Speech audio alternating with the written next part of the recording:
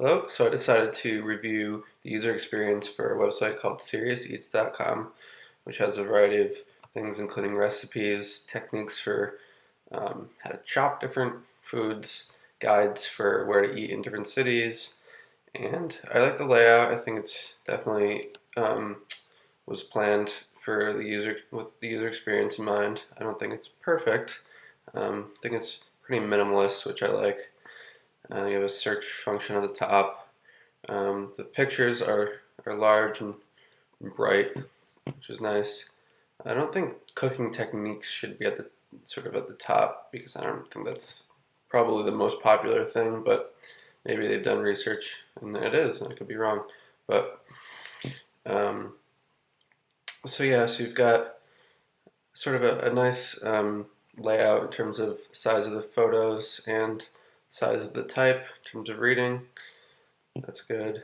Let's find some recipes. Oh, first, the number of ads was kind of frustrating. But I did notice, which I like, that you can, let's do this, X out of an ad.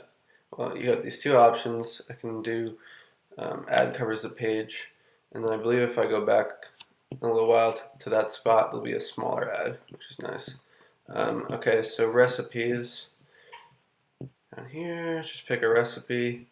Hanukkah recipes. I celebrate Hanukkah.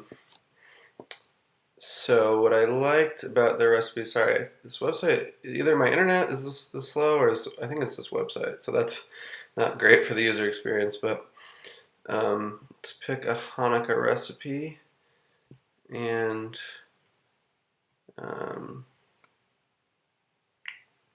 all right, get the recipe for this perfect slow roast, slow cooked rack of lamb. That's long. Rack of lamb for the grill or the stovetop. Sorry, yeah, this is definitely slow. Okay, so um, what I can do, which is nice, I believe, is change the format of the recipe. Um, okay, so I guess I have to go into recipes for this, which um, that's frustrating. I didn't even realize that I couldn't just get to that recipe. Anyway, well, that definitely isn't great. I guess I'll pick a different recipe. Um, Soft and chewy sugar cookies. So I can do it now. Um,